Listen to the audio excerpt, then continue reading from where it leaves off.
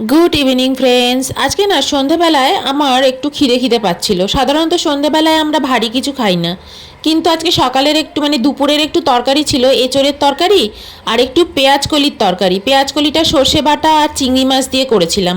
তো দুটোই অল্প অল্প রয়ে গেছিলো, তো আমি আর বাসি রাখতে চাই না।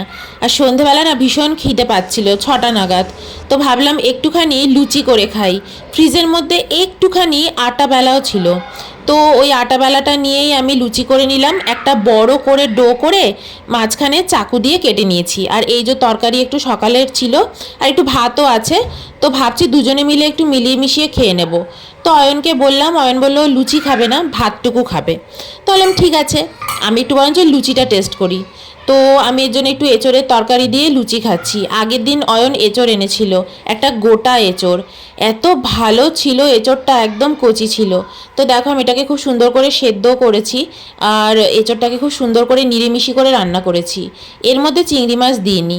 তো পরে একদিন তোমাদের সাথে শেয়ার করব অবশ্যই এঁচোড়ের তরকারিটা কিভাবে রান্না করেছিলাম। তো এখন দাঁড়িয়ে দাঁড়িয়ে একটুখানি লুচি দিয়ে এঁচোড়ের তরকারি আর পেঁয়াজ কলির তরকারি খাচ্ছি। দারুণ লাগছে।